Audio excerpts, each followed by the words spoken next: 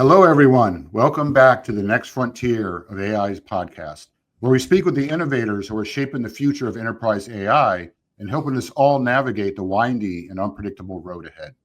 I'm Scott Hebner, Principal Analyst for AI at SiliconANGLE Media and theCUBE Research. Thanks so much for joining us today.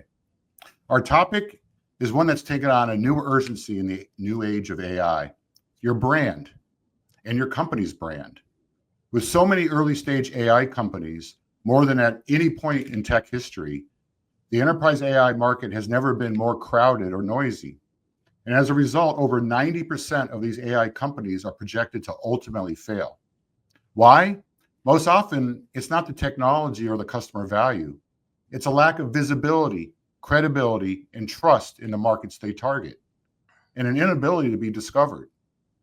In this new world of zero-click search driven by AI-generated summaries and decision-making algorithms, there's been a decline of 30% in traditional search and click-through, just over the span of the last year, and expect this to accelerate in the years ahead.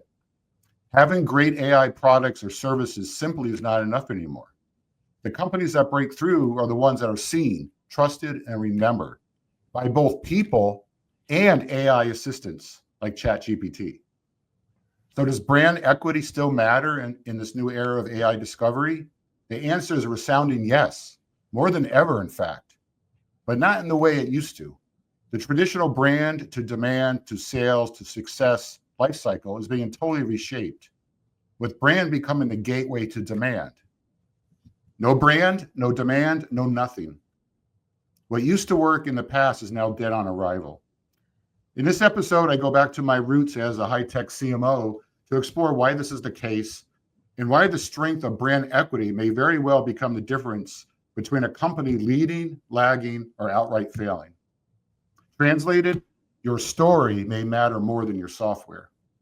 Joining me today is someone who knows this world inside and out, Mick Hollison, who is the founder and CEO of Redline Advisors. Mick is a longtime CMO, president, and now founder, known for building world-class messaging and storytelling strategies and helping high-growth companies rise above all the noise that's out there. So Mick, appreciate you taking the time to be here today. It's great to see you, and thanks again. Terrific to see you as well, Scott. Looking forward to the discussion here. Yeah, it's a very interesting time, isn't it? Warp speed in terms of change on every front. Yes, I think you and I probably thought we'd been through some high-speed stuff in our transitions through the internet era, the big data and analytics era, and they all seem slow by comparison and small by comparison. Yeah, every day is like just a learning experience to what I've never experienced before. There's just so much just to keep up with what's going on out there. But let's start with a little bit of background here. And can you just tell us a little bit about your personal journey that led you to where you are now as founder and CEO of Redline Advisors and what Redline's all about? Sure. I'll take everyone on the Wayback Machine a little bit here. I had very humble beginnings, began at a little teeny startup in Atlanta called Sameness that was later bought by Lotus Development and provided them their word processing capabilities and their suite back in the day. Fast forward a few years and IBM bought Lotus, and I was blessed to have a really great sales career at IBM.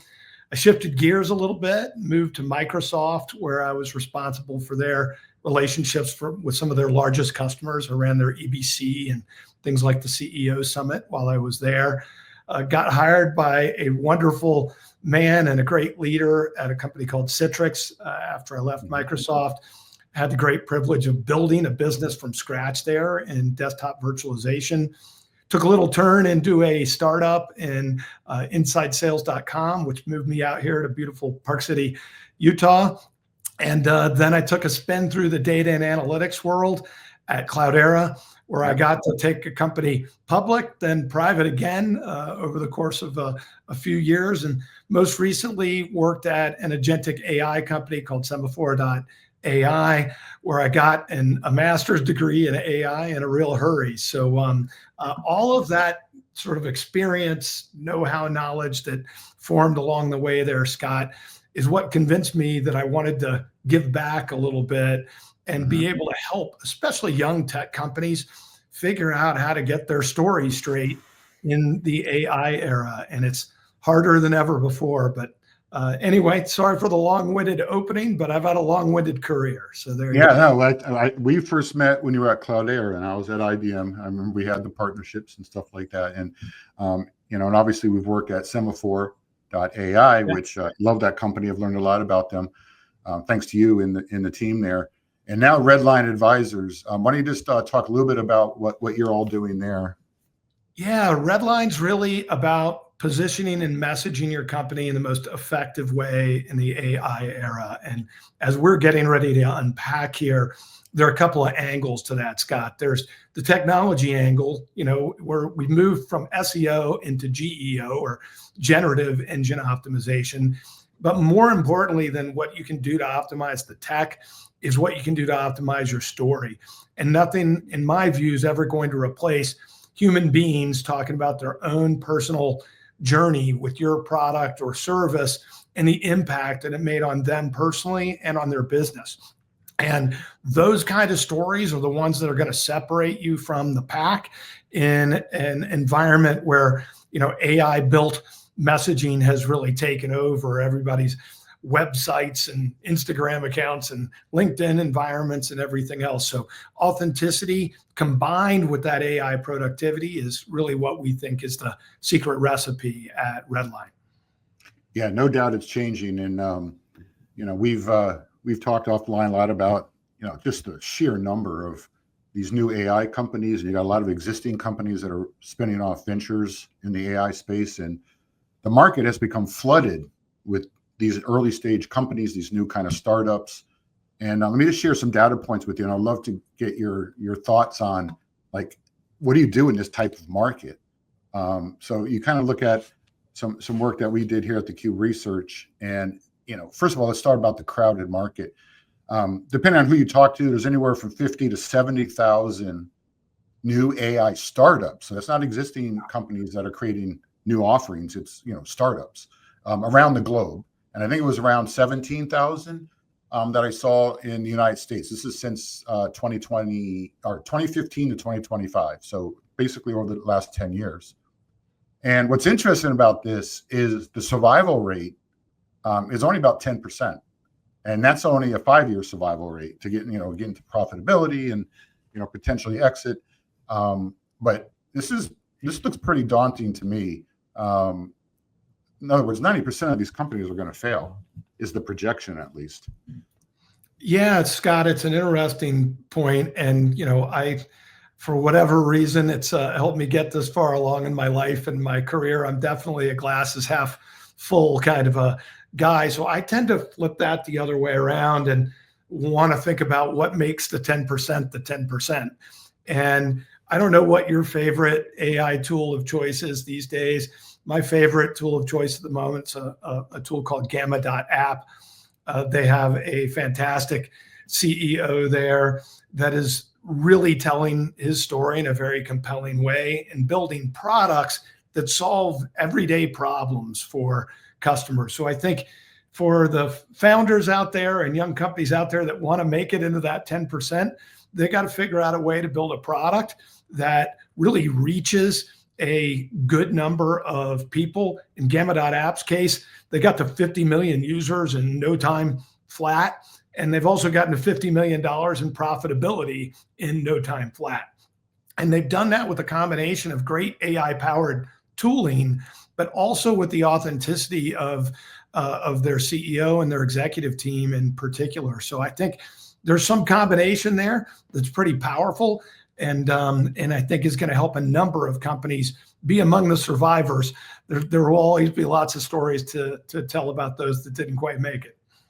Yes, I did a lot of research on this, a ton of it actually, over the last many months, and in particular preparing for this discussion with you. And there's a bunch of different reasons why these companies fail, and I just found it fascinating that the majority of them do not fail because of technology innovation or technology capability or even client value. They simply run out of gas. And it kind of brings us to the brand elements and how important that is. And it brings you to, like I think, and I said in the intro, right, your story perhaps is as important, if not more important, than just your software, because if you don't get noticed, you're not going to go anywhere. And, it kind of brings a question for you, which is, what has changed, today versus maybe even 5 years ago on how buyers in the enterprise market discover and evaluate solutions, which kind of brings us back to, why is the brand story more critical than ever? Yeah, well, wow, Scott, everything has changed. And, we went through this era of content is king. And in some respects, one could argue that it still is, but that content is often being automatically generated on behalf of somebody that sits in a product marketing organization. And at the end of the day, everybody's using the same LLMs, reaching out to the same data sets, more or less. And so you're creating what I referred to in a recent blog that I posted called you're swimming in the Sea of Sameness. Yes. And as more and more of the content gets to be more and more the same, the more you're turning off the buyers, and the buyers are becoming more and more discerning, and they don't find information in the same way they used to. No longer are they just using Google search, and whoever has the best SEO strategy wins the click-through. In fact, the click-through never even happens anymore, as I think you'll talk about in a little bit here, Scott. Like that's changed as well. So if you want to stand out in the sea of sameness, yes, there's some technical knobs that you can turn, but more importantly, you've got to have a consistent, differentiated storyline that can be told effectively by not just your employees, but by your customers and by your partners as well. Those are the kind of three legs of the authenticity stool, as we think of it at Redline. Yeah, and as you know, my job is to spend a lot of time talking to AI companies, and particularly startups, and probably well over 100 since I started here at the Cube Research. And you're right. I mean, a lot of this stuff starts to sound the same. And I mean, my experience, like with you at Semaphore.ai, was you guys had some things that popped out to me, like the trust angle you guys had, and the fact that it's about a mindset of digital labor, not just technology. And I think things like that kind of help the story pop. But to your point about the crowded markets and the brand, some of the research that we did showed that up to 60% of these AI startups are actually failing because of a lack of market visibility, clarity, and just a weakness in their brand. So they're market-related issues, and not necessarily. Some might describe it as demand gen, but you don't have demand without a brand. You need to attract people to want to actually engage at a deeper level that you can create a lead. So, it begs the question, what, as a brand builder at one of these companies, what should they be doing?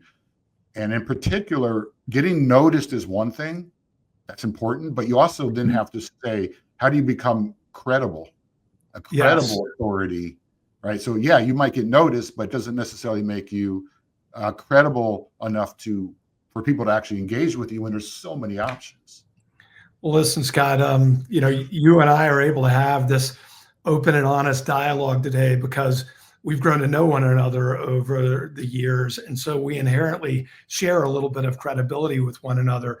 It's no different with what marketers need to be doing with their teams, and particularly with their executives.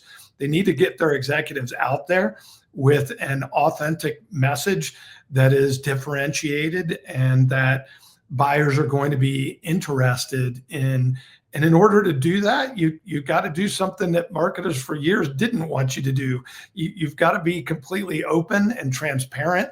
You need to talk about both the bad times and the good times.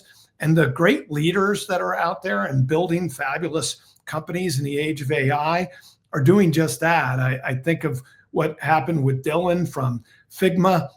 He's just gone through this major IPO, untold amounts of wealth being created, but along the way, he shared his real story of missteps that took place in the early days of Figma, losing large numbers of employees. And telling those real world stories builds empathy. Empathy builds sort of relationships and commitments between one another. And that's what ultimately leads to people moving from being prospects to being proponents. And so that's kind of central to how you move out of that sea of sameness and how you get to credibility. And a lot of that is about sharing your true and transparent story. Yeah, it's, there's no doubt about it. And, just to kind of step back and look at what's happening as we move, as more and more people are using these AI assistants, which ultimately are going to be, as you know, better than almost everyone, it's going to be moving to AI agents that even have more algorithmic decision-making capabilities. I found this to be really interesting research that we kind of pulled together here, and from sources everywhere from McKinsey and Bain and so on and so forth. But this is really interesting, and this is just over the span of a year, 2024. So the number of click-throughs, right, to websites and to content across B2B software categories dropped 30%. That's a huge drop in 1 year. Wow. And 80% of B2B buyers use AI summaries, or generative AI and these assistants and agents, at least for some of their research. And a lot of them, use it as their primary way. So what they're getting is they're getting summaries and having the agents do it on their behalf. So no matter what content you're putting out on your website, or in the Google space, or wherever it may be, it getting discovered and becoming credible, it's not the same game that it used to be, correct? No, it's not at all, Scott. It was very recently that it was all about keywords and backlinks, and whoever was keyword king would, find their way to the most eyeballs on their site. Well, when you move to a generative engine optimization model, it becomes about having well-structured content, having clear, defined headlines and metadata. The structure of your information becomes very important. So does the context. The why behind the what of your content becomes more and more important to a number of these LLMs. Moreover, kind of not to nerd out too much, but each of these LLMs looks at the world through a slightly different lens. For example, Perplexity tends to focus on recency, current events, news, and the like. Grok also focuses on recency, but it's conversational recency pulled from things like Twitter. You talk about Claude likes more, they're a little safer in the way that they look at the world. They want to look at things like white paper content. So one of the strategies that you can employ is building content that's explicit to some of these different models and how they look at the data and information that's being served up to them to deliver that summary. So there are a lot of technical things that you can do in addition to sort of the, authentic storylines delivered via video and podcast, things like this podcast that we're on right now. By the way, this is fabulous content for those kinds of engines, and one of the great value adds that you folks at theCUBE deliver to your audience. Yeah, absolutely. This is, between the transcript, the clips, the video itself on YouTube, Spotify, other places we put this thing, it's much more likely to get consumed into these engines. And it is really important. We showed the decline in the click-throughs, in traditional search and all that, and then how many more B2B, particularly in the software space, are using these AI assistants.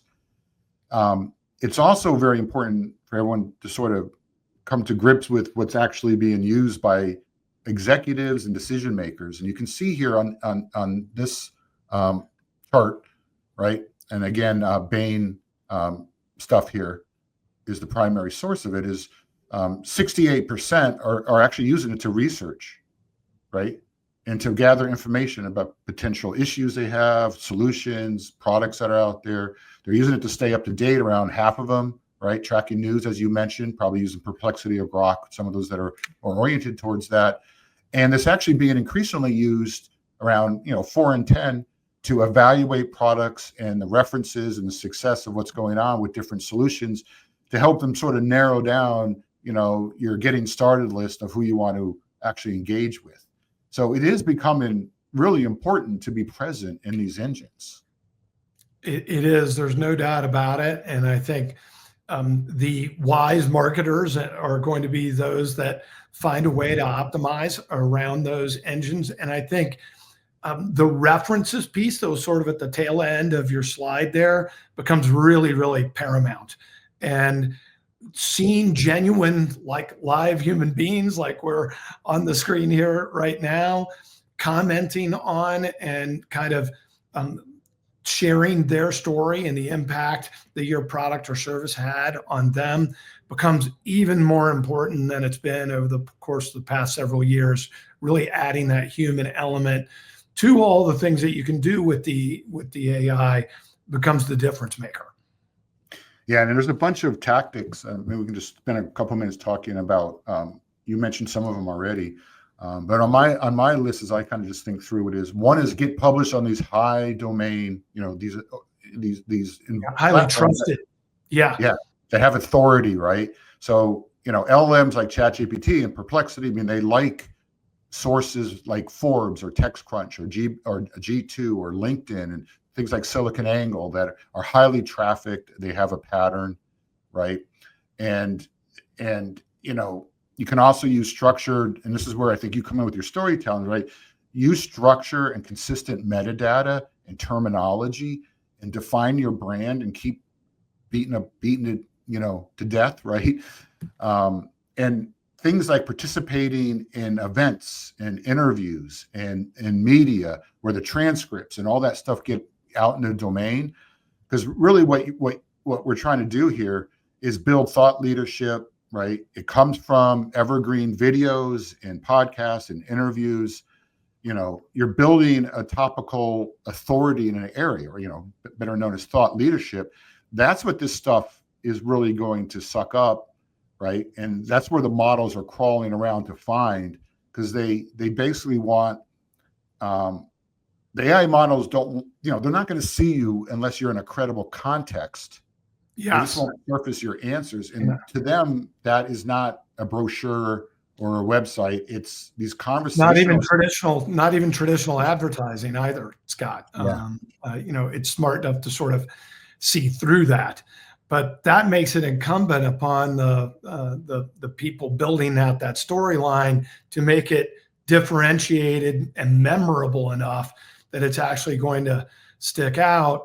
And more importantly, it means you got to herd the cats within your own organization to get everybody sort of singing from the same hymnal, if you will, and telling at least a very similar story. It doesn't have to be exact. In fact, it doesn't play well if it gets too exact, but it does need to kind of hang together with the same threads.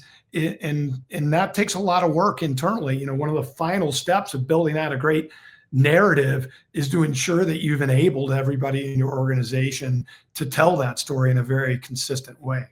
Yeah, you make it a team. So I think, being active where the AI models hang out and crawl and suck up data. You can also feed these AI assistants directly, right? So, you got the ChatGPT plugins, you got Perplexity pages, you got Claude's customization stuff. But also leveraging the ecosystem, right, of influencers and analysts, right, and people that are subject matter experts. And you get everyone, the more the models see the context in the conversations around all this stuff, the more likely you are to be fed into it and therefore discovered by people that are asking these assistants for help on whatever solutions. What's fantastic about it too, Scott, is that if it's done well, it's very symbiotic. In other words, I'm adding some credibility to your show by being on here with my set of experiences and career. Similarly, on the other hand, I'm benefiting by getting some visibility and eyeballs on my new business that I wouldn't get otherwise. And so when this is working well, it's mutually beneficial to all parties involved. Yeah, and what's going to happen here is this is going to go out, and they're probably, who knows, it's been averaging around 5,000 views just on YouTube, not including Spotify. Fantastic. And not including the clips. And more recent, over the last month, I think it's been more like 8,000. So we'll see, these are all post YouTube audit numbers. So there's good visibility there. But then the transcript gets out there. Because remember, we published the transcript along right next to it. If you go to thecube.net, and between that and SiliconANGLE getting 1 million unique viewers a month, and then we do the research note on it. And the paper, I wrote a paper on all this that Yes. That you've helped with. And, you start putting that all out there, and then you get the social engine behind it. It starts showing up in all these different places. And that's what these engines like. It's multiplier. Yeah. And it brings us back to the notion of thought leadership, right? Decision makers, particularly in the B2B space, love, they consume a lot of thought leadership kind of stuff to educate themselves, to stay up to date what's going on in the market. So you can see half of decision makers, a little bit more of C-level executives, and they do it on a weekly basis. And 64%, and this is according to Edelston and LinkedIn. They did a 2025 thought leadership study. 64% rely on the video and the interviews, and so the interviews are becoming a brand builder's secret weapon, because the example you just kind of sparked me to talk about, right? Yes. Right. You're just basically flooding the context out there of what is important. 100%. So I think, one of the things that this requires is buy-in by that executive team to be willing to be part of the storytelling. They can't just hand it all off to their product marketing organization or their marketing organization in general. I think people expect to hear from the actual leadership of an organization, and for them to be out there on all of the available social media channels and kind of out there in the raw, so to speak, very transparently talking about what they plan to do with the business, their products, and the ups and downs that they've experienced as a business. And that reaches that kind of sophisticated buyer in a way that all of the traditional advertising and SEO, keyword search, and so forth in the world could never possibly do. So, AI is an enormous productivity benefit for generating well-structured marketing content, but it just doesn't go all the way. You've got to combine that with the human element, at least for now. Maybe the robots are eventually going to take over, Scott, but they're not quite there yet. Yeah. All the innovation is often thought of in terms of the technology, but, the innovation in spaces like marketing and brand equity and communications and public relations and all that stuff. I mean, this whole zero-click behavioral kind of transformation that we're in here really does mean that companies, in a particularly early stage companies, they really need to think about the importance of brand. And I know it's one of the, and this too, I'm sure we both spent a lot of time as CMOs and working with comms and all that stuff over the years. Spending money on brand is never the easiest thing to do because it's the least measurable in some ways. Yes. Right?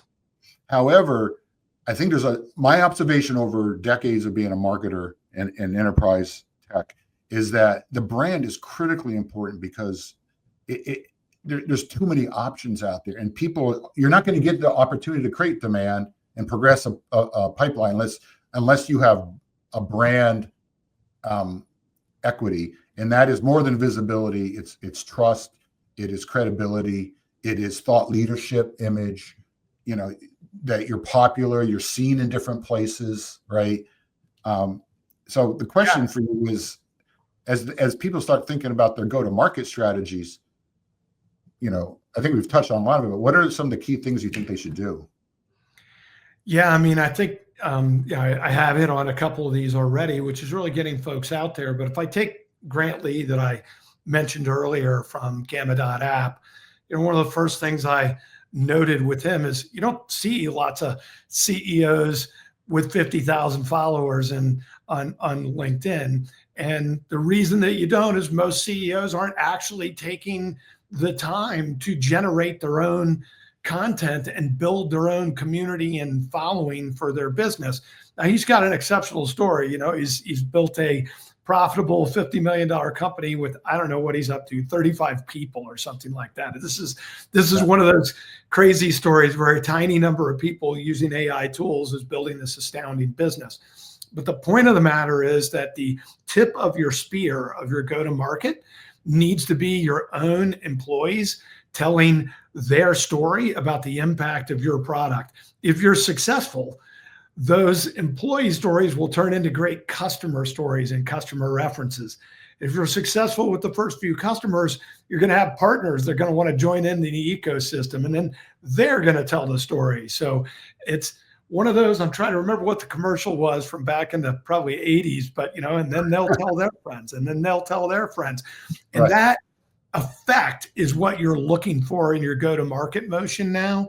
And, by the way, none of this excuses you from building a great product that really makes a difference and solves for a very discrete problem and delivers real ROI. That's still necessary. I think the point of this podcast, though, is you could build a great product that solves a discrete problem.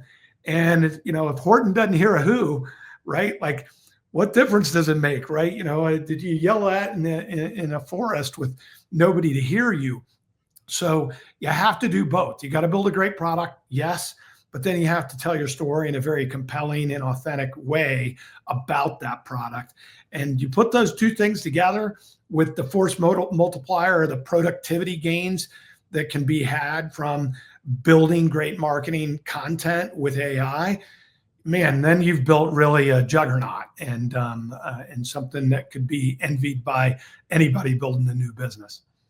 Yeah, the story perhaps is as important as your software, right? And especially in this new world and getting discovered in the whole front part of the funnel is changing, and it has to be transformed. Otherwise, you still need the more traditional approaches that have been proven over time on demand generation and progressing through the journey. But that front end has become, in my estimation, more important than ever, not just because of the flooded markets and how noisy everything is now with all social and all this stuff, but the fact that the way people are discovering and learning about this stuff is coming from this, not so much the search engines as much now as the AI assistants that are just giving summaries and having dialogues with people, which kind of brings you to, there's definitely growing evidence that founders and executives and technology innovators and the technical experts must become more and more of the face of their company.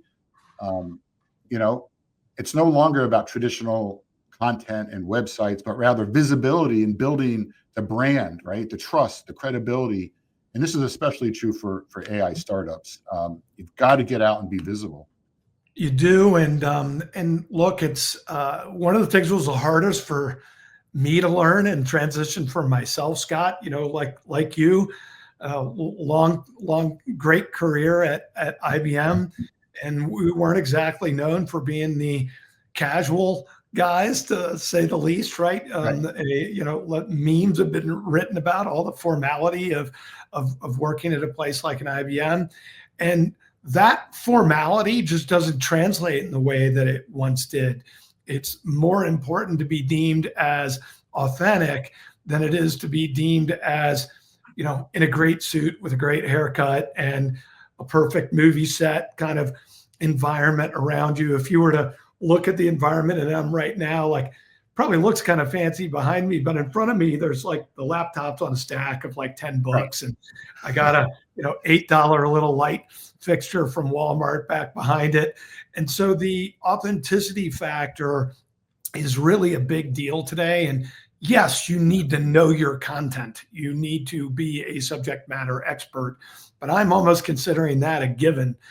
The way you deliver it matters, though, in today's world. And really, really sophisticated buyers can see through somebody that's just a, looks like they're in a $3,000 Armani suit and they got a great PowerPoint, but that's very different than somebody that comes with a compelling narrative, real customers that are doing really great things with their software. And that's what counts in today's market. Yeah. And not only about what you can deliver today in terms of solutions and services and products, but also, you have a vision for the future.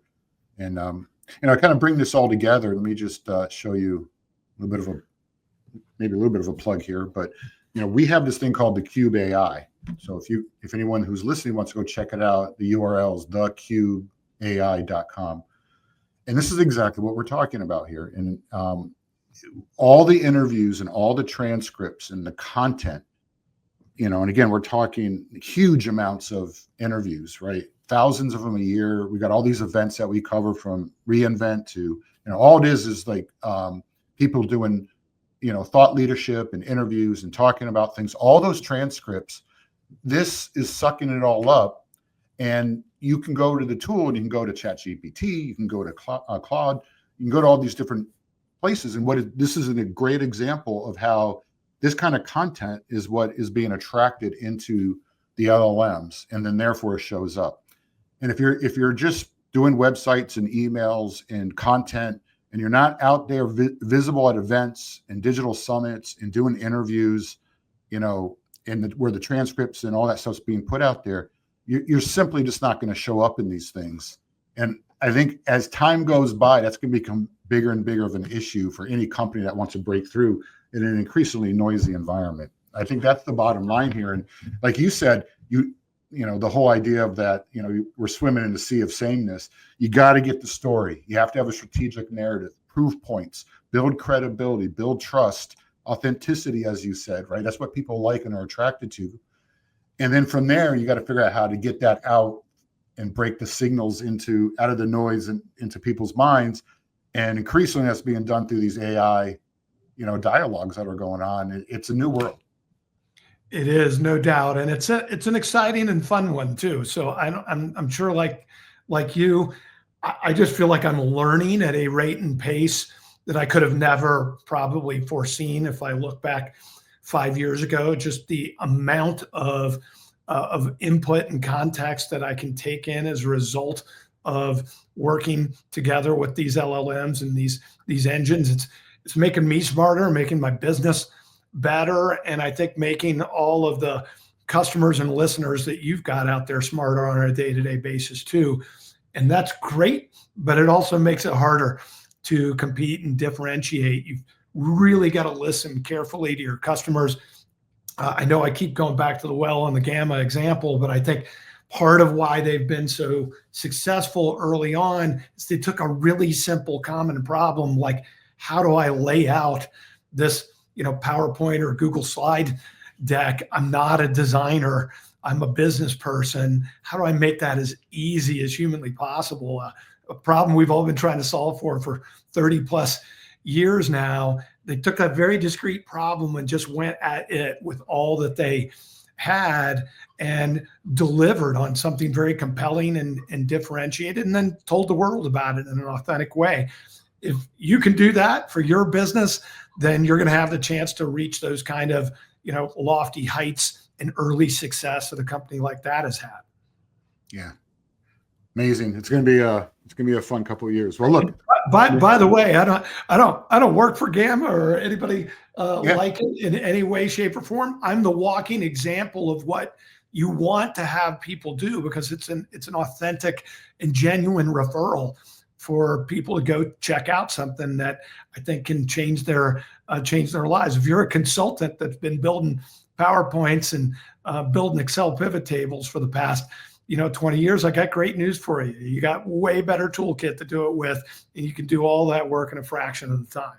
Yeah. And we didn't even get into the changing dynamic, which has been happening for years now, is people are getting tired of reading things, and they want to see video and podcasts, and they're on the treadmill or whatever they're doing. They're taking a walk, and that's the new way to consume.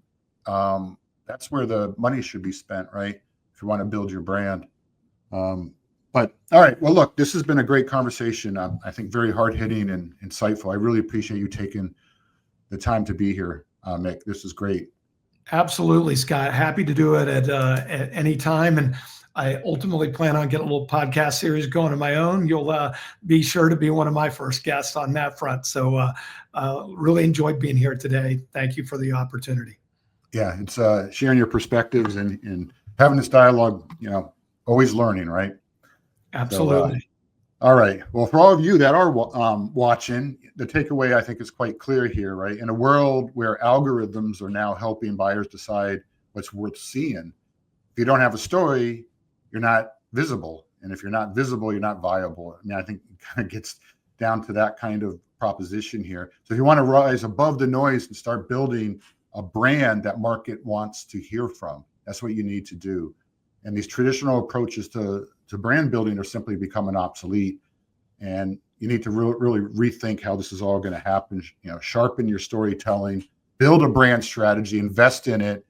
And you got companies like Mick's Redline Advisors. You check them out at redlinecs.ai to help out with the storytelling and building the strategy. And then, of course, there's us here at SiliconANGLE and theCUBE that can help get all that stuff out there in a high, authority, high populated area. So thanks again for tuning into the Next Frontiers of AI podcast. We'll see you next time.